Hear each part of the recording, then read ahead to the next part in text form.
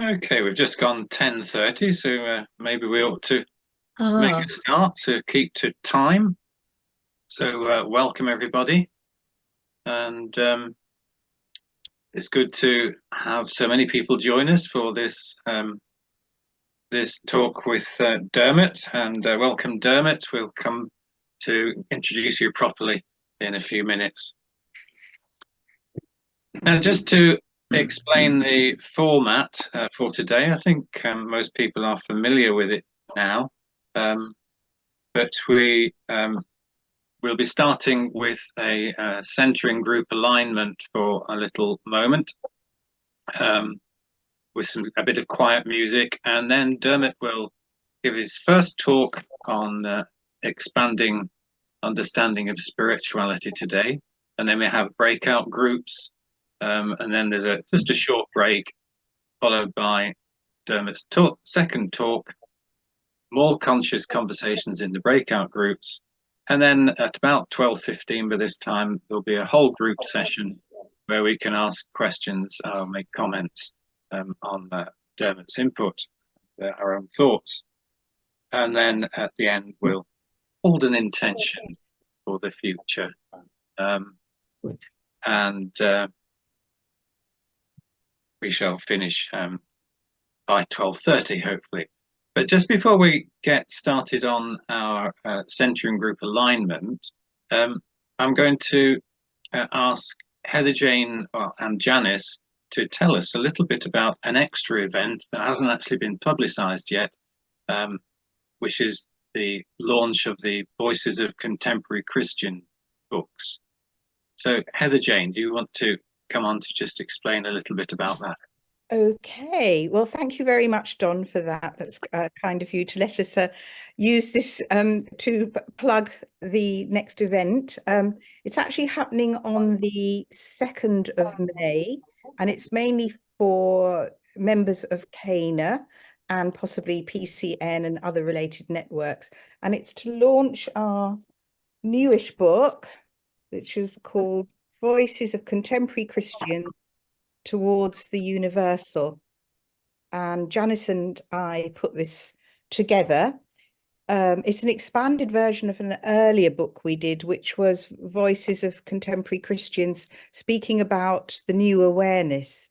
But in the intervening years, we've seen that people are moving towards a much more universal embracing of spirituality. And this book contains 14 accounts, biographies of Christians or people who have been brought up in the Christian tradition in some or have some relation to it, and how their spirituality has changed. I'll just read you a little bit, which is from the back of the book, which will give you some idea of the book.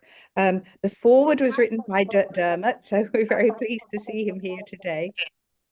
So, in a world of constant flux and uncertainty, we are called to examine the core of our being and the institutions that surround us.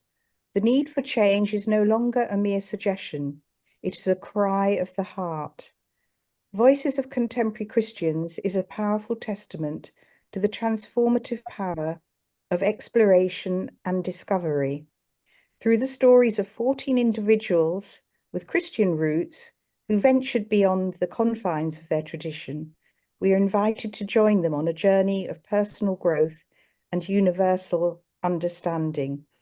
And so we hope that this will really enable people to get an understanding and feel some connection perhaps with other people who are on a similar journey, and also be something that we can actually use to dialogue even with people who are within churches, who are kind of wondering why some of us don't believe quite as they do. So I don't know if Janice wants to add anything, but it will be on the evening of May the 2nd. We haven't quite tied down the time yet. Yes, well, thank you, Heather Jane. Every time I read the draft before it was finally published, I was really, really impressed isn't quite the right word, touched, I think would be a better word, by the of the voices of these different people. Every journey is so authentic. And I think authenticity is one of the hallmarks that we're moving into, that we need to be really in alignment with what we believe and what we say, you know. So thank you. Yeah. And we'll hope to see some of you on the Zoom. Thanks very much, Heather Jane and Janice. So that's May the 2nd in the evening. We're not quite sure what time yet, but Bill will be sending out some information about it, I think, this week. I thought it was 6 o'clock, was it, Don? Make a note of that. I thought it was 6 o'clock I had. Probably 6 o'clock is what we think at the moment. Yes. 6 p.m. on May the 2nd, which I think it might be a bit later, actually. Okay. Heather Jane's giving us an update. It might be a bit later, so we will time that down and let you know. Thank you. So we're going to go into our centering group alignment now, and I think Bill is going to mute everybody, and then Jenny, you will need to unmute yourself to tell us or to lead us in the lighting of the candle and a group alignment. Jenny. Thank you, Don.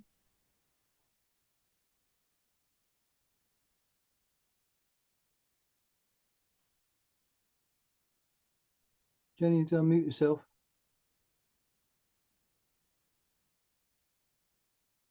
There, that's better. Thank you. So to begin our day with our centering group alignment, we light our candle.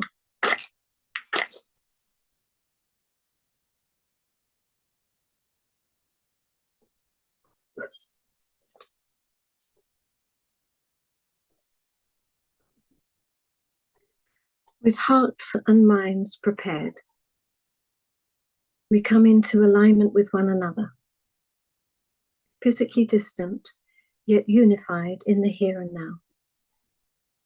Become aware of the consciousness of the group, as together we reach out to support and encourage one another as we draw close and are gathered in. Be still, be present, as you take your attention to your breathing, an easy rhythm of breathing. Breathe in the breath of that which is in all things, and may the breath breathe in us. Breathe in the spirit of that which is in all things, and may the spirit dwell in us, in the here and the now and the present moment. Thank you, Don.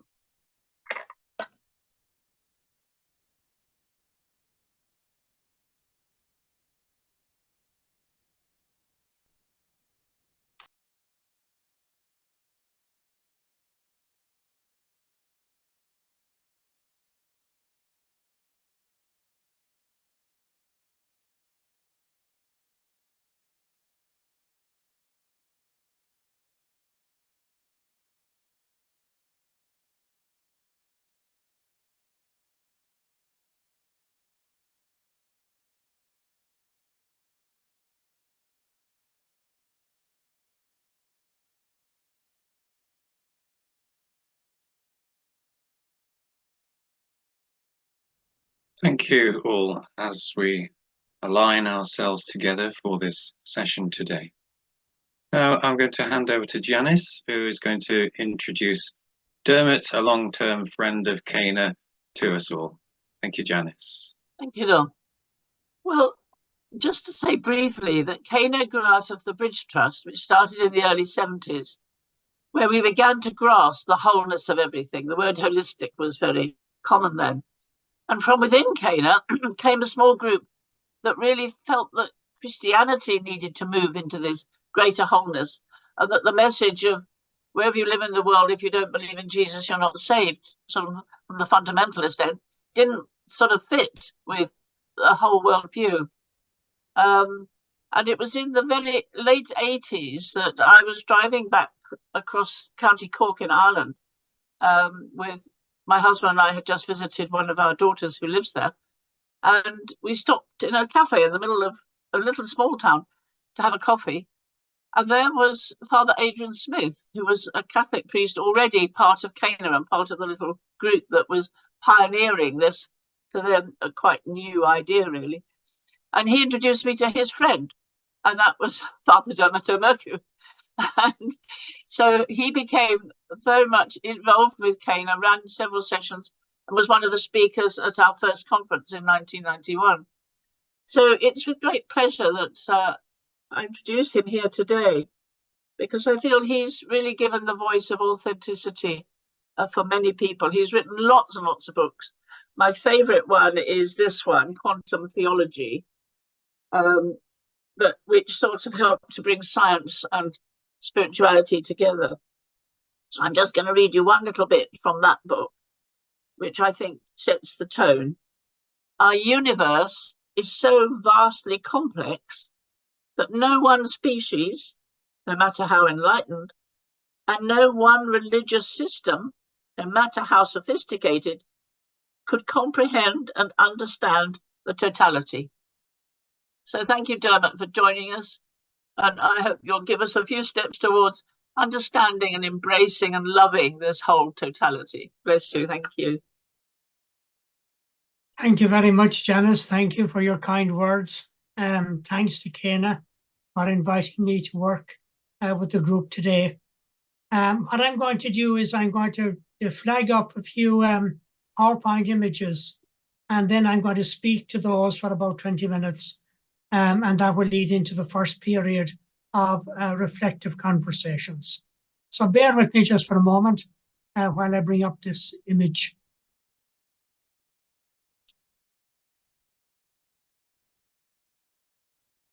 Okay.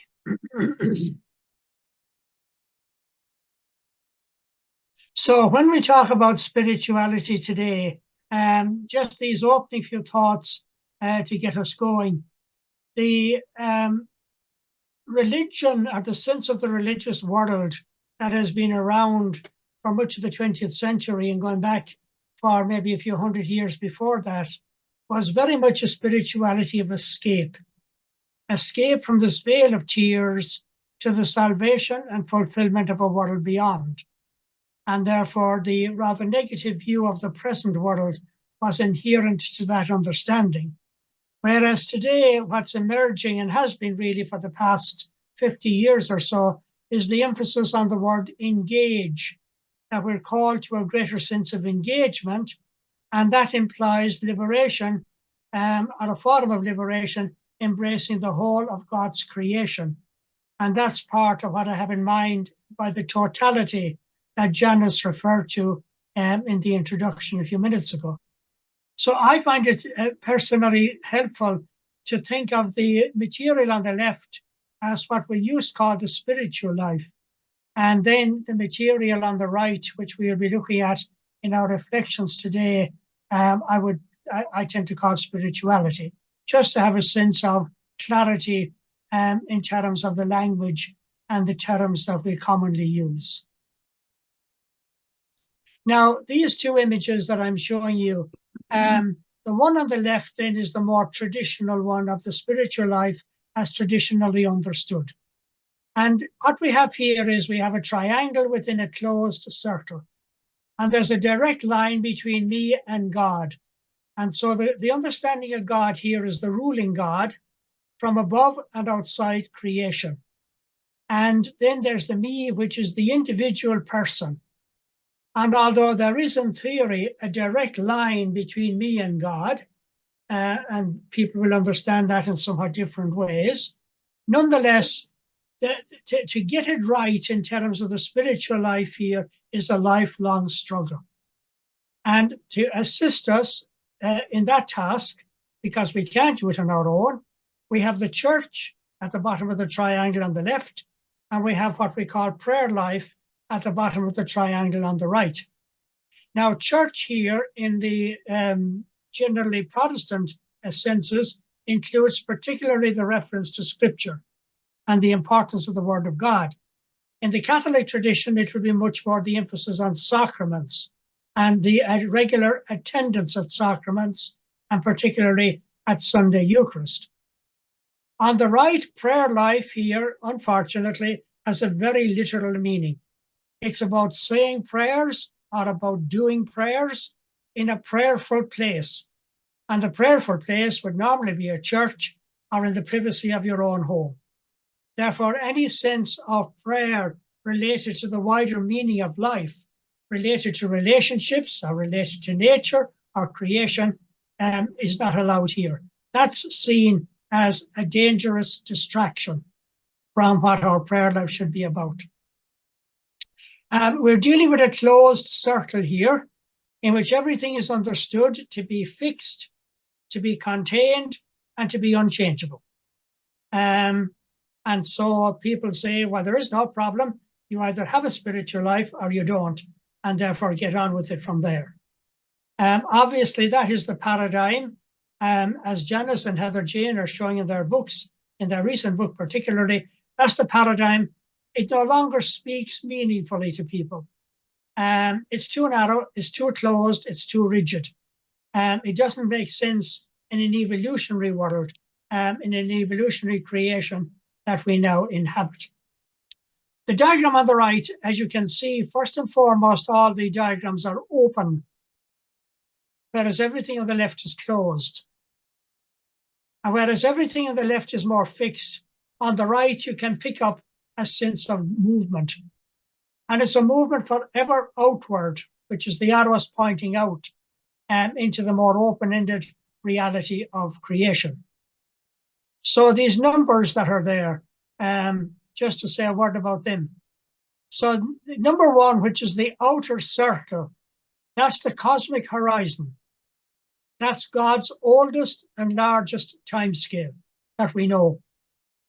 And so what's being attempted here really is trying to honor God for who God is, or honor the sacred for those that have difficulty with that word God, as some people do these days.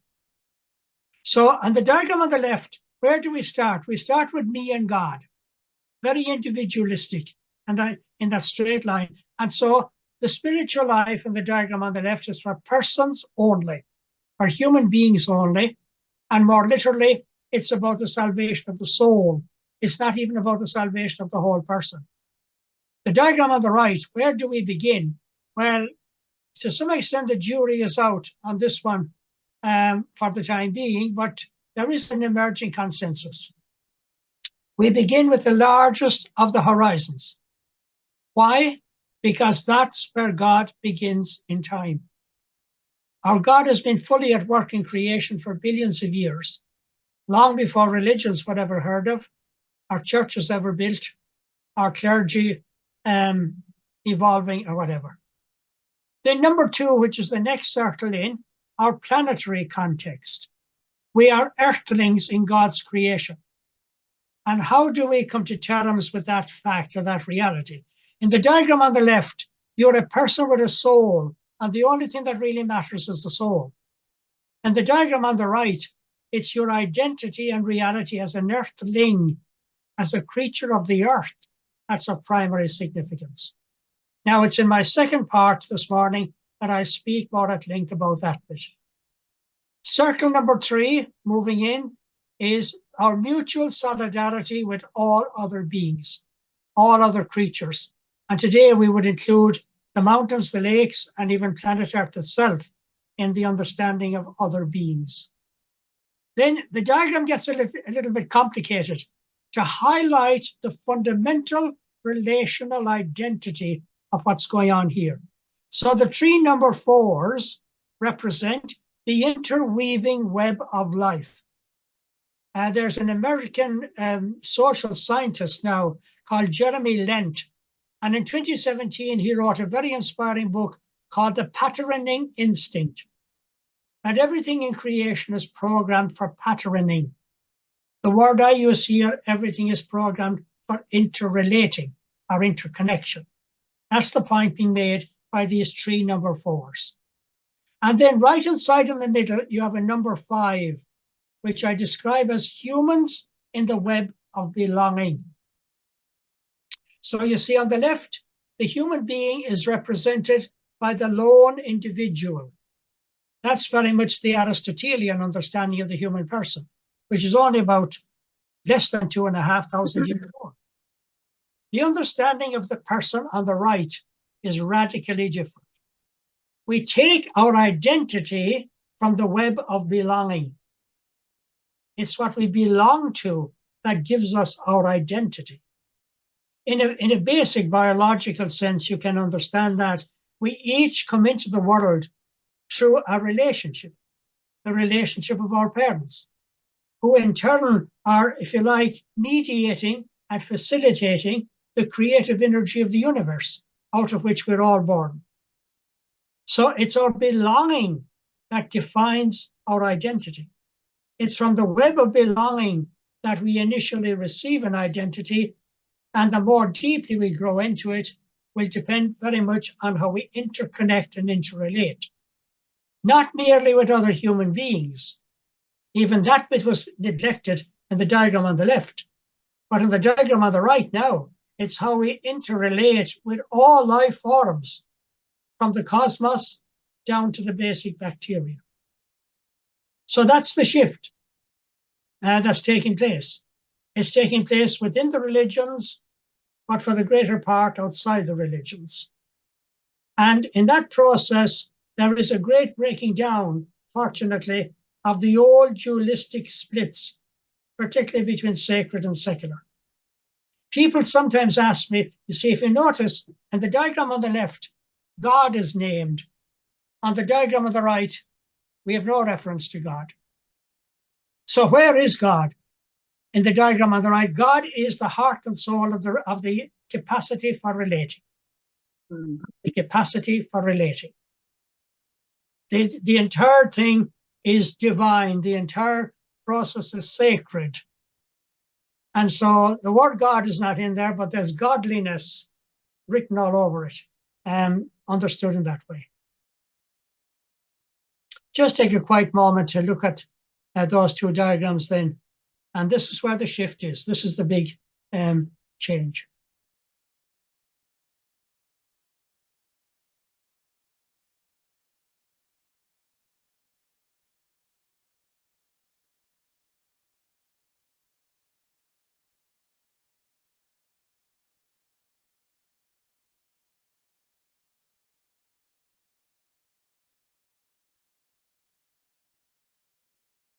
And then one final comment, I'll move on to my next slide.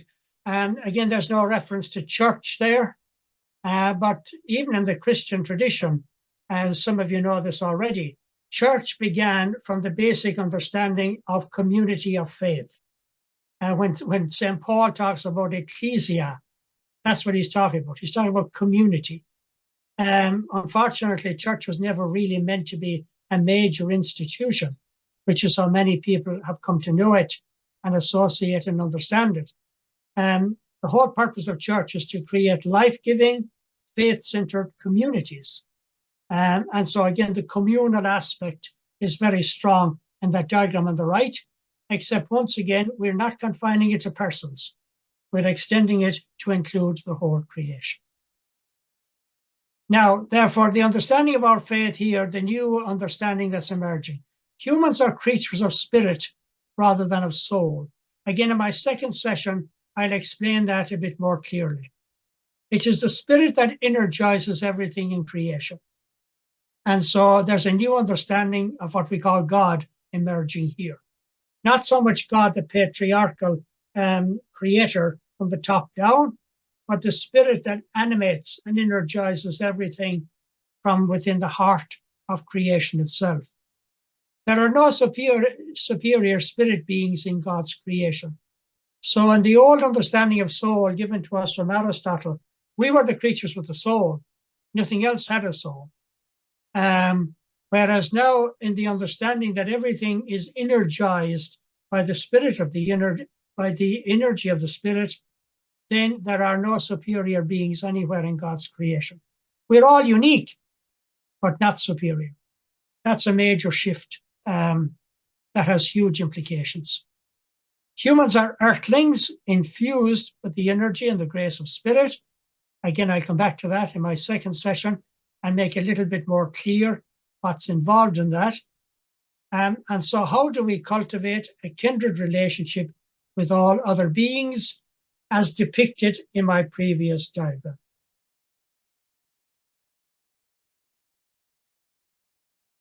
So that's what today we call eco-spirituality. Again, earlier I talked about the spiritual life, and now we're moving to spirituality. In a sense, I could have created a third column in my earlier slide, in the understanding that spirituality is no longer about human beings, and even less so about the salvation of the human soul, but it's about a new, more dynamic and creative way of interrelating with all life forms. That's what's meant then by eco-spirituality. The ecological dimension, understanding ecology, not just as about the natural world, but about that web of relationships through which everything has come into being and through which everything flourishes from the beginning of time.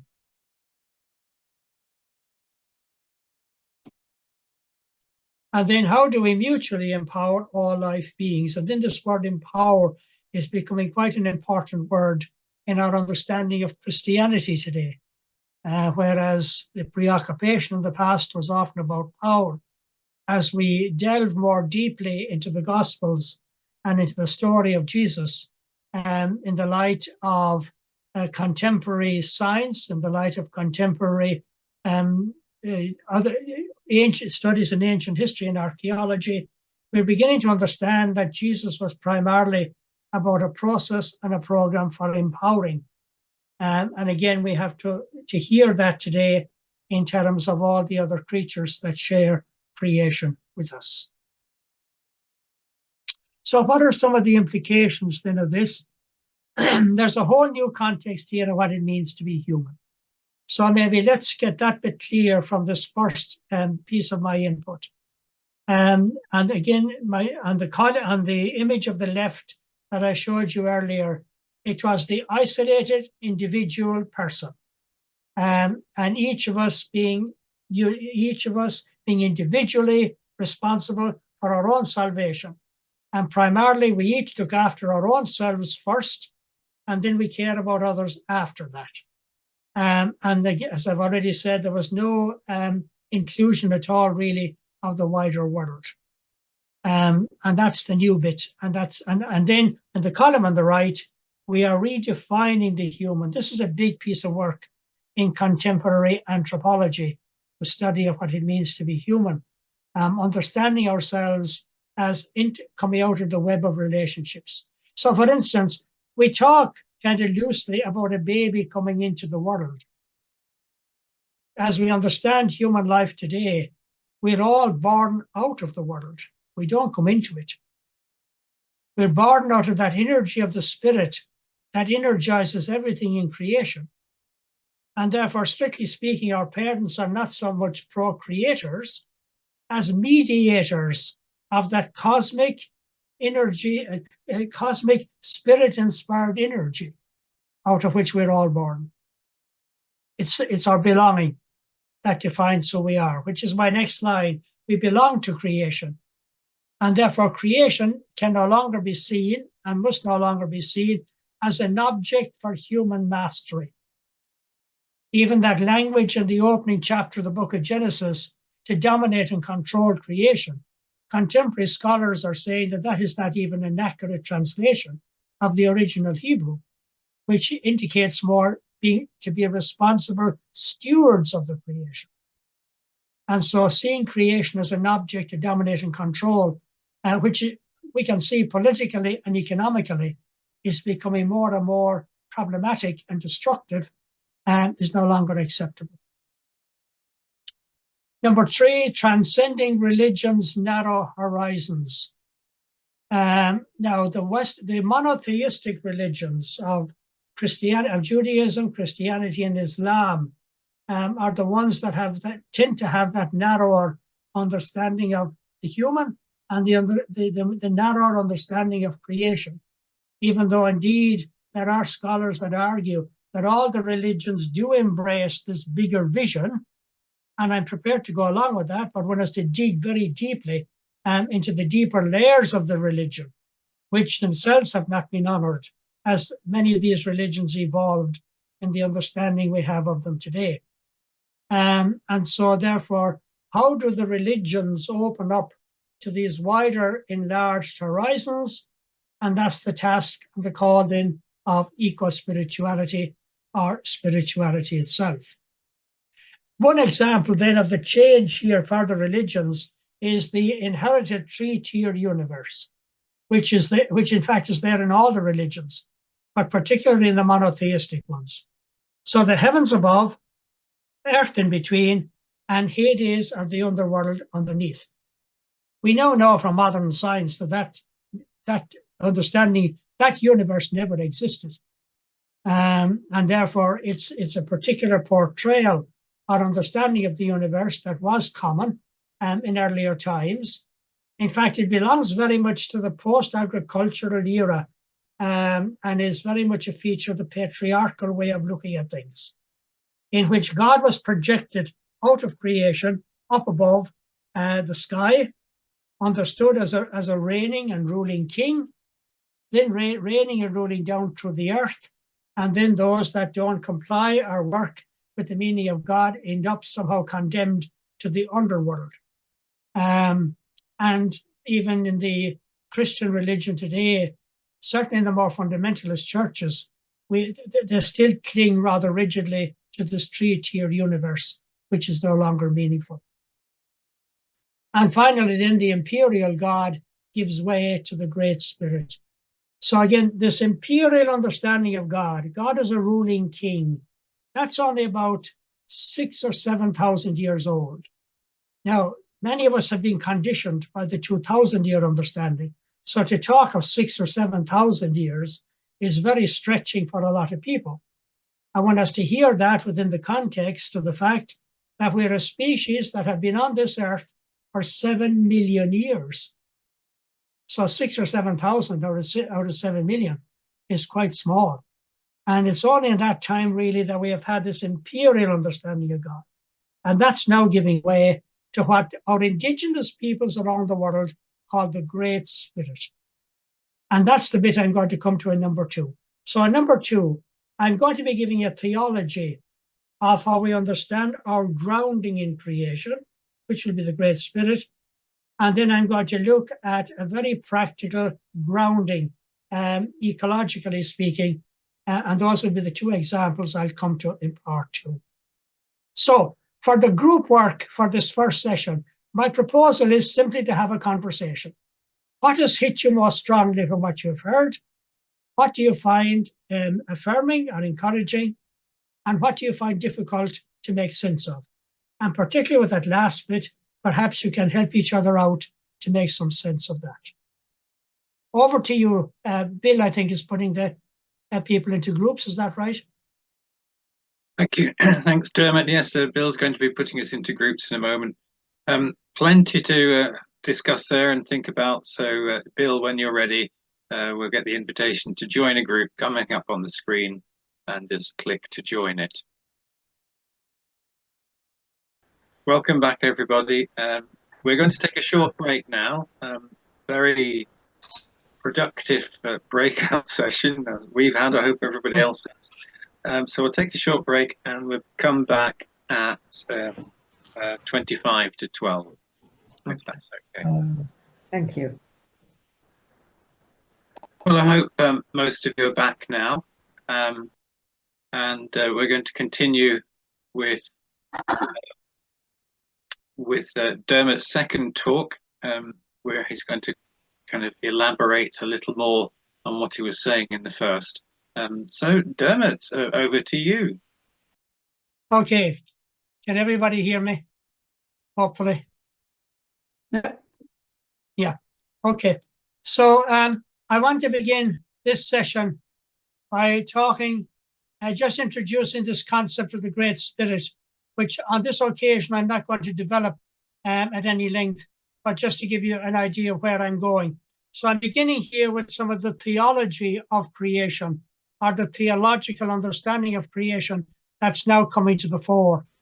And we're drawing a lot of our inspiration here from First Nations or indigenous peoples around the world.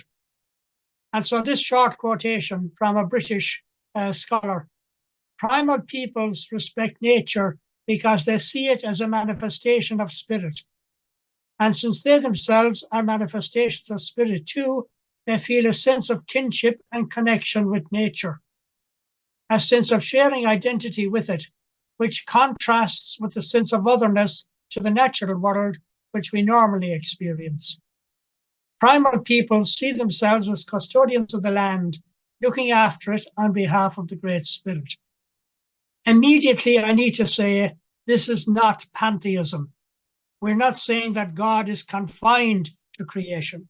What we're saying is, and what the indigenous peoples are saying, that their first visceral sense of contact is in the realization that everything in creation is energized by the divine energy, which they call the Great Spirit.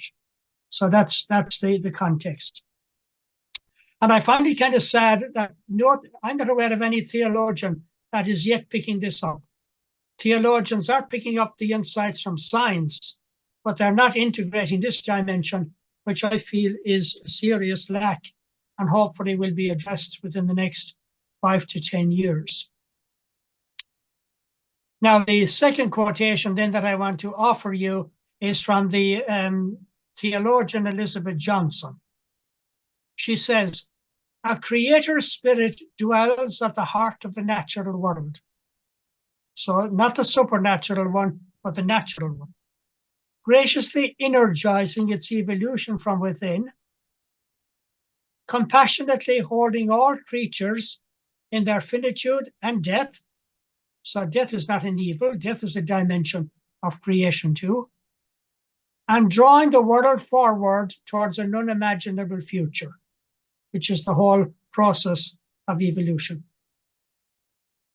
Through the vast sweep of cosmic and biological evolution, the spirit embraces the material root of life, the entire creation, including the material, and its endless new potential, empowering the cosmic process from within. So the mainline religions are very concerned about the external influences, whereas spirituality is much more about the withinness of things. The universe in turn is self-organizing and self-transcending, energized from the spiraling galaxies in the double helix of the DNA molecule by the dance of divine vivifying power. Now this is pure poetry, really, and there's quite a lot of unpacking to be done in that quotation. So that last little bit, the dance, this movement which can be compared to a dance of divine vivifying. Vivifying means aliveness. That the fundamental aliveness that we all live out of is given to us primarily from God's creation. I'm going to come back to this quotation at the very end of the presentation. So that's my theological bit. I now want to move on to the practical bit. And I'm going to talk about a concept called bioregionalism. So bioregionalism is, just let me go back there for a moment. Bioregionalism is a particular way of understanding the makeup of our Earth. So at its core, a bioregion is an area of land with boundaries determined by natural environment rather than by man-made constructs. So the state of California in America breaks into 10 bioregions. It's an area that has been well studied. Cascadia, which is in the western part of Canada, breaks into about 15 bioregions. So a bioregion is a geographical area in which particular plants, fauna, flora, and animals flourish very well. And humans inhabiting these particular bioregions, if they can link in fairly well with the meaning of the bioregion, they're going to be living more wholesome and healthy lives as well. Now, the man-made constructs, the big point here, and I won't be developing it, but just to highlight what I'm onto. The man-made constructs through which our world is divided up is that of nation states. And nearly all we all love our nation states, but we have to face the fact that most of our nation states have been carved out of violence and warfare. We see that ideology brutally being worked out in the Middle East at the present time. It would seem that our God never intended the earth to be broken into nation states, or for our earth to be governed by nation states. It would seem that what our God wants creation to be governed by is by bioregions. And a day may have to come in which our species will have to face that reality. That's the big picture. Meanwhile, let's get down to the more basics. What am I talking about here? About 20 years ago at a missionary conference in Taiwan, at the beginning of the conference, each one of us was given a bioregional audit or a bioregional quiz. So you can go online, enter into your Google search box, bioregional quiz, Q-U-I-Z, or bioregional audit. The typical one is one of 20 questions. And that's what we were given at the conference in Taiwan. So question number 1. The food you eat for your breakfast this morning, can you state the exact sources of those food items? Question number 2, and the waste left over after your breakfast, can you state where exactly that will end up? Name 12 trees in the vicinity of your home. Name 10 animals. Name 6 key plants. Various questions about the watersheds around your home, and so forth. Now, I found myself very conflicted in answering the quiz for this reason. My mind kept flicking back to rural Ireland, down in the south, a rural community where I was born and reared, and where I knew the landscape very intimately. And then my home in London. I was living in London at the time, and I'd been living in the same house in the same place for 5 years. So in terms of my rural upbringing in Ireland, I could answer 17 of the 20 questions. In terms of my home in London, I could only answer 4. Now, this is kind of a broad picture of the landscape in which I was brought up as a child, except that new house was not there at the time. So we had a very small farm. We had a small herd of cattle from which we got milk and cream, and my mother made the butter. We had one field always devoted to growing corn or wheat. Top left, the thrashing of the wheat with the thrashing machine, and the grain was taken to the local mill and crushed, flour brought home, from which we baked our own bread for the whole year. We killed a pig, and that gave us meat for the whole year. Top right is the bogland or the peat, and it's the turf from there that kept the one fire going the whole year for heating and for cooking. Bottom right, the horse and trap was what we used for all our travellings, going to church, going shopping, and so forth. We didn't have sheep. You see sheep on the picture, but our neighbours did. And when I was 7 years of age, I was given my first sweater, which was made from the wool of the sheep and knitted by Katie with the spinning wheel in the local village. It's against that background I was able to answer 17 of the 20 questions.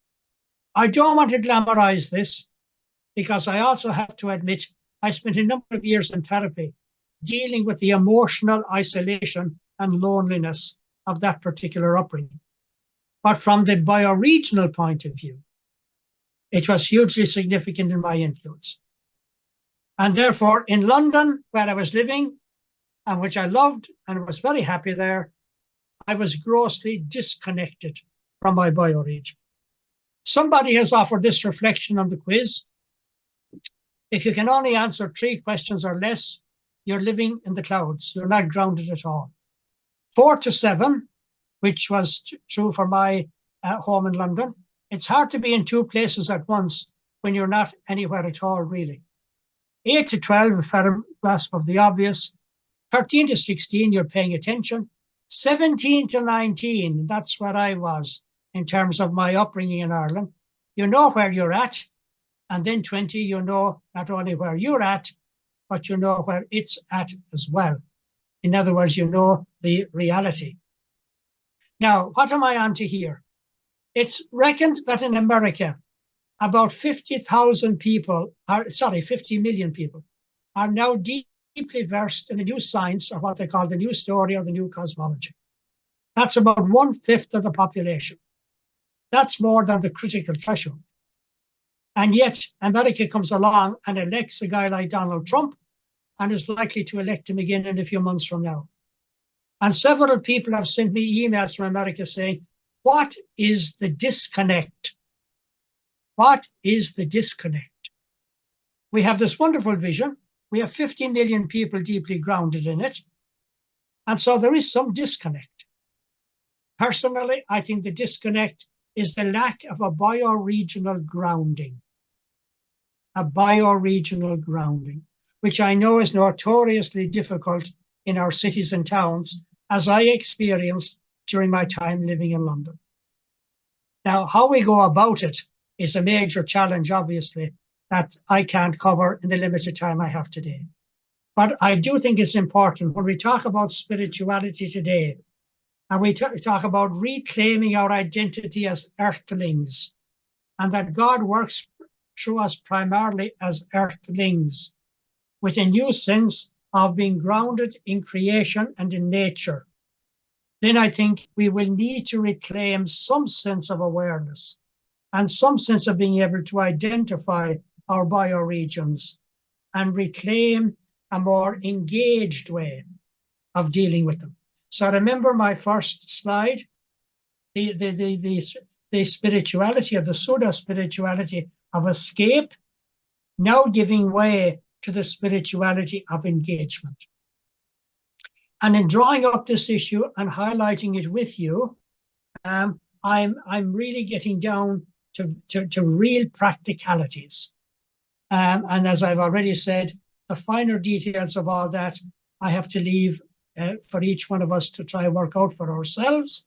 But hopefully through some local groups, whether it's Friends of the Earth or a number of these ecological groups that are now arising, we can also get some help and some support in trying to work out the implications for ourselves. Because faced with the challenges of our economic system and our politics, it's not easy to find this grounding and to reclaim it in a meaningful way. Okay, so therefore, in looking then at this grounding, what are some of the major implications and some of the major challenges? What does it mean to begin to feel at home in our earth and within our earth? At a time when we're bombarded by kind of negative news, whether it's climate change, whether it's the terrible damage done to topsoil, and so on and so forth. And the damages we see, whether by severe storms on the one hand, or extreme drought on the other hand, in different parts of our planet.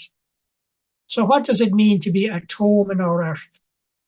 And to do that, how do we begin to make some local connections that will help to ground us?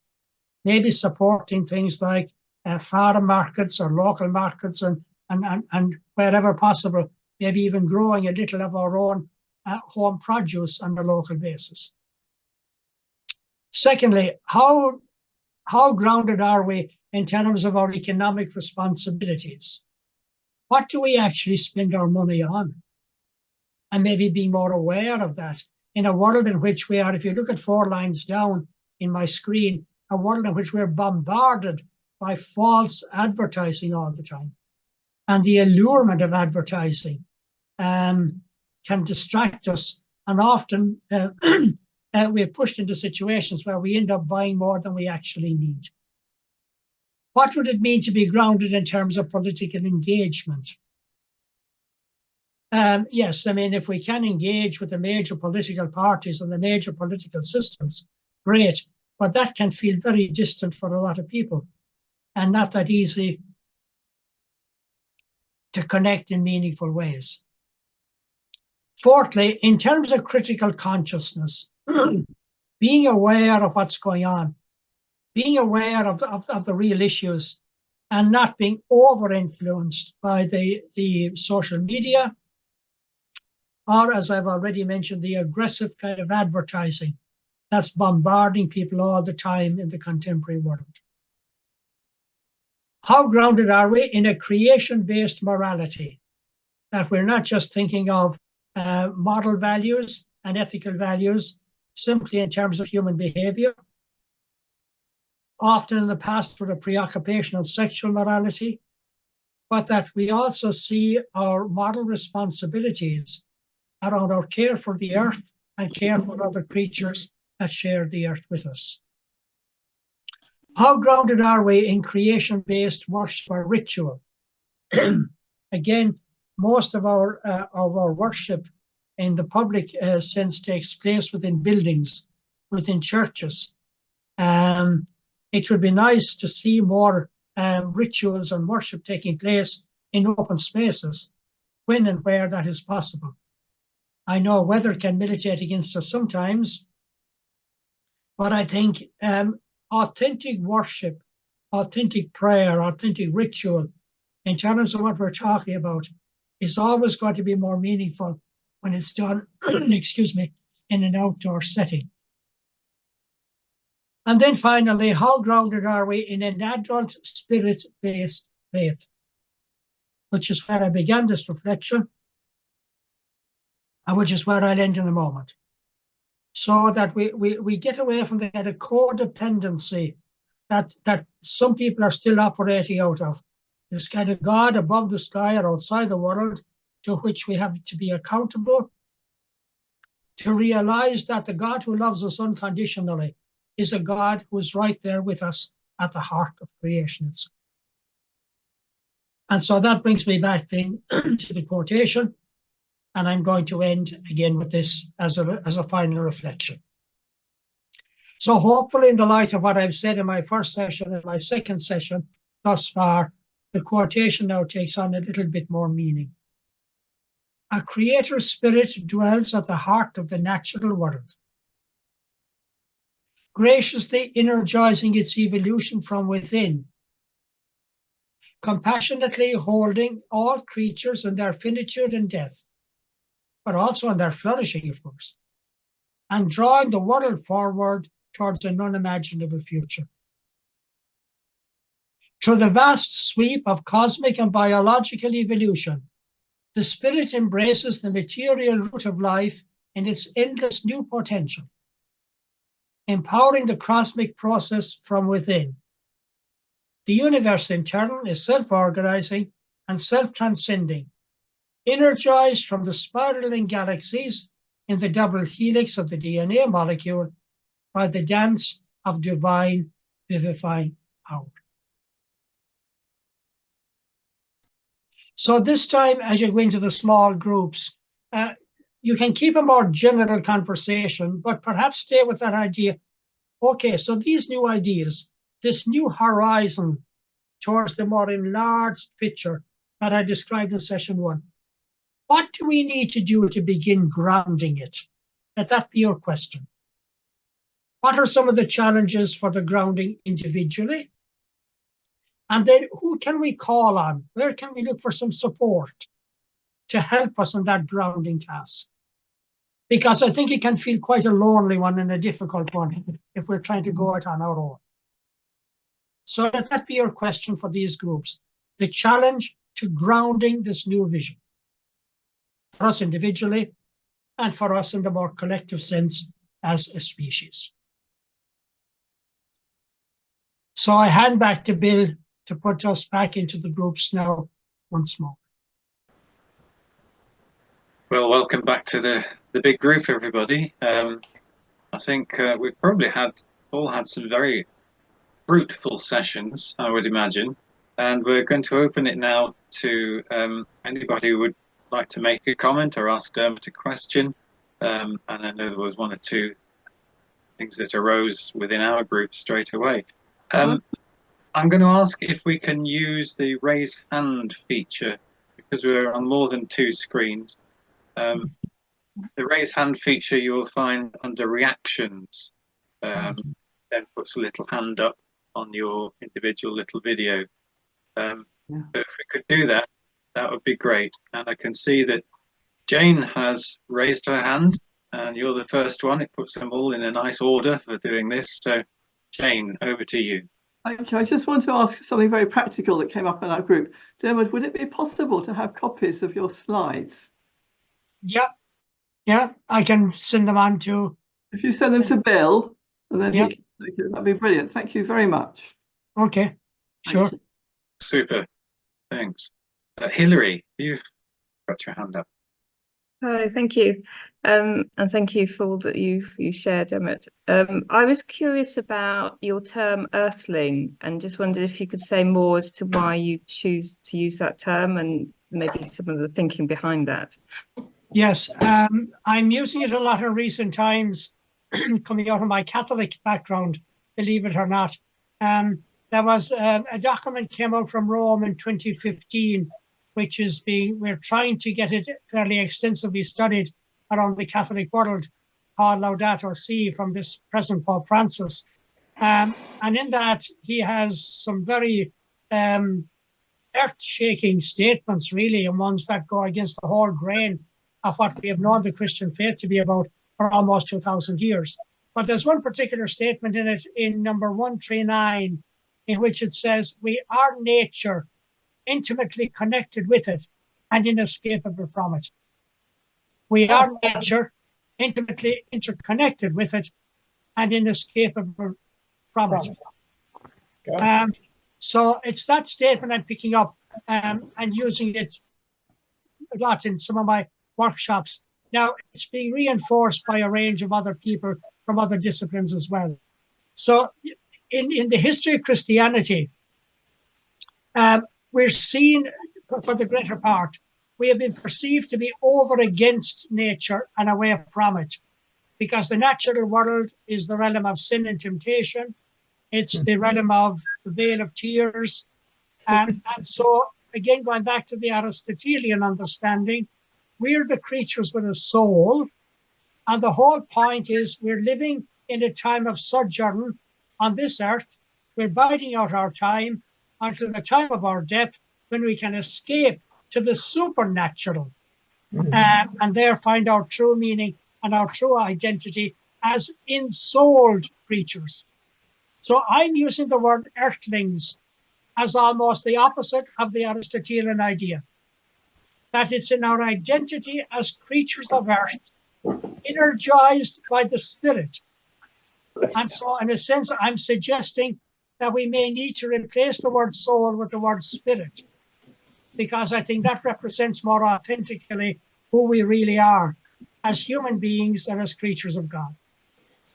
So that's my kind of thinking behind it. Thank you.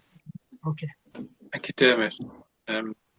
Yes, a lot to think about there. Judy, you've got your hand up. A question that came up in our group was how can we begin to ground ourselves more permanently so that we feel more connected, apart from doing things like going to farmers markets? Again, I don't have an easy, simple answer for that. And I don't think there is any one simple, easy answer for it.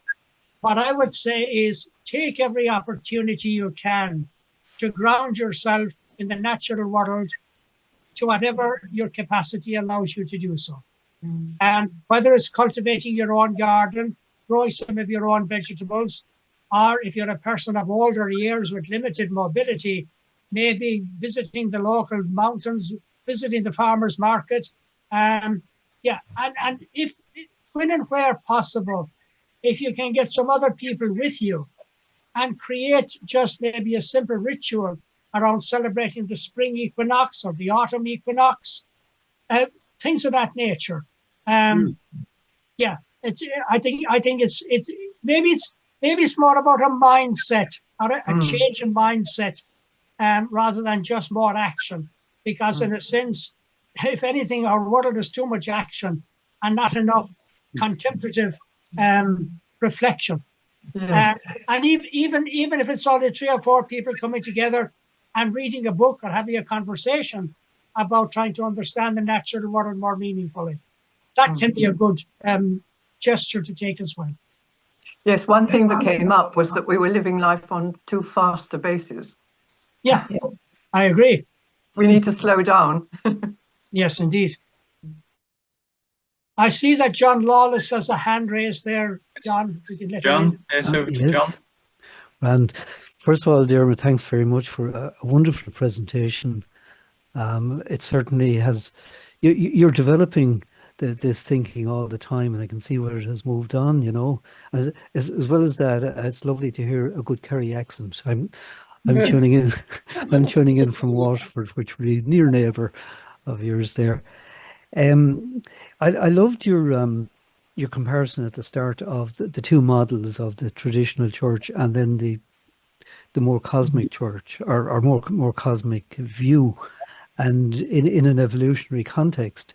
And I was wondering, where does Christ fit into that view? What's your idea there? I'm thinking along the lines of, maybe is Christ the connector between all the sectors in that model? Is that model is empowered by love and held together by love. So I'm just wondering. I'd like to get your take on that one. Yes, I mean, what your approach to it would be one approach. Where I tend to approach it from, coming maybe more from the theological point of view, there's a concept in the Gospels called the kingdom of God, which again has been grossly misunderstood for much of the 2,000 years of Christendom, because we understand it in its kind of imperial terms. The very language itself is not particularly helpful.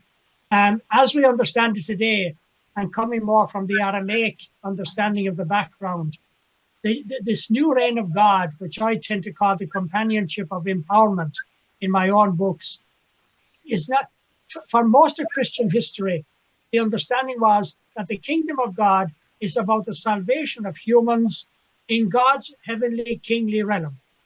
Whereas it seems what Jesus meant by it was a whole transformation of new ways of relating with creation, including the earth.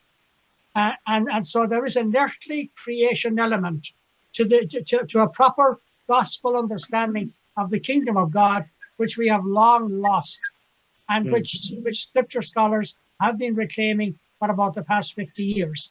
But that knowledge hasn't really percolated down yet, certainly to the clergy or to the rank and file of our faith. So, yeah, the Christian naming, or the Christian dimension of it, is in that concept of the kingdom of God.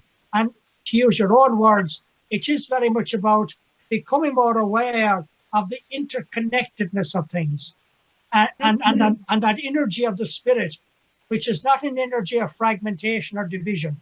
It's an energy trying to forge new unities and new relationships. Thank you, Dermot. Yeah, I think we've got time for squeeze in one last question from David Story. You're muted, David. Oh. David, you need to unmute. Oh, he hasn't unmuted. Bottom left of your screen, David. Unmute. Can the host unmute him for him? That's it. You're there. That's it. Yes, thank you. I've been sort of concerned with the place of Mary Magdalene in the understanding of the church.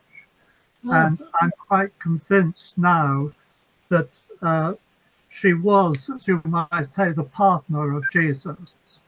And the background was Aramaic speaking rather than the Hebrew or Koine Greek, although Koine Greek, Jesus could manage all these other languages. But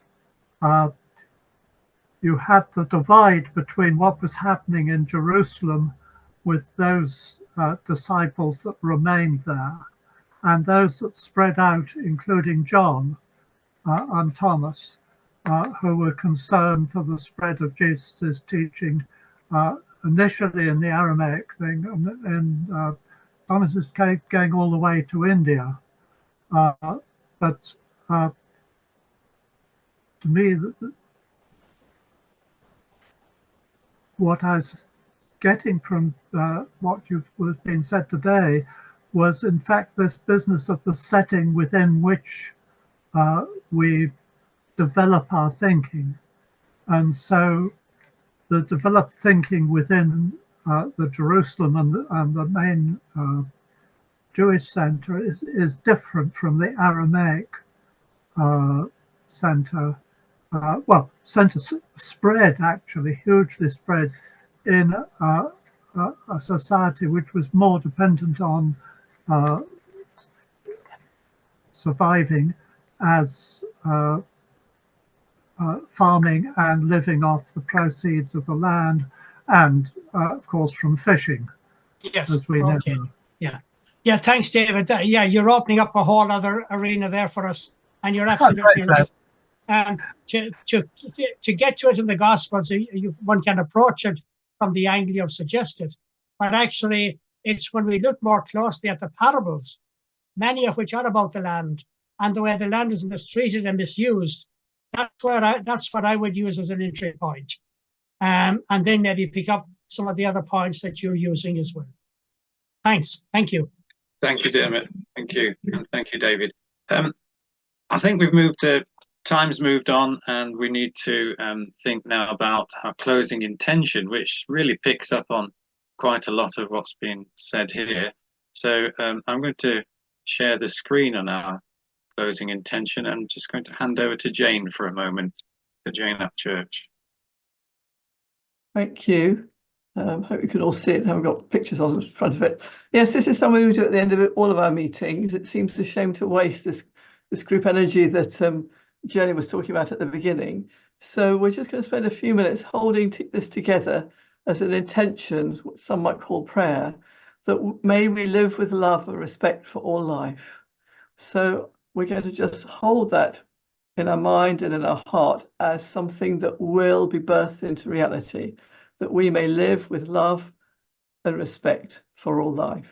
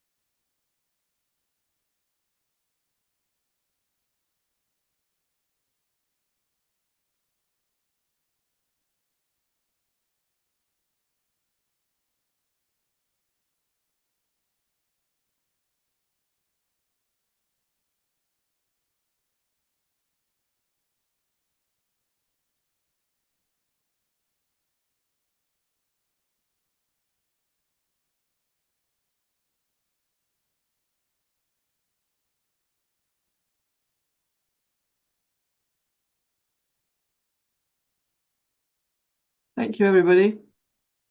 Thank you, Jane. Well, it just remains for me to say, firstly, a huge thank you to Dermot for extremely stimulating talks and thoughts. I think you're going to be leaving us thinking about all this for a long time to come. And we would really appreciate, well, once we've edited this down, this conversation will be put up onto the Cana website, access from there. And if we can receive the PowerPoint as well, Dermot, that would be fantastic. But a huge thank you from all of us for such a rich and diverse input from you this morning. Thank you. Thank you, Dermot. Thank you. Now, just to say that in line with what Dermot was speaking about, celebrating the equinoxes and things, we have our Cana online sacred space on Wednesday, the 8th of May. Which is for Beltane, Don. Which is for Beltane. Yes, not in bulk. It's Beltane. Sorry, didn't change that. But prior to that, we have the launch of Voices of Contemporary Christians on the 2nd of May. And then our next conscious conversation is not going to be until November, but that is with Neil Douglas Klotz about the Aramaic teachings of Jesus and his translations from the Aramaic. So we're looking forward to all of those and hope you can join us on many of them. So thank you, one and all, for being here with us. I'm going to hand over to Jenny now, who is going to end our session for us this morning.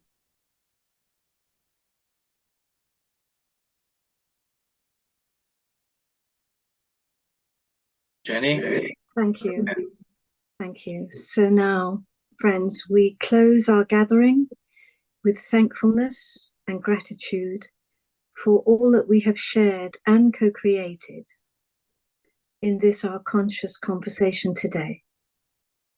As the candle is blown out, we breathe in the light of peace, wisdom, and compassion, and may the light shine with us and through us.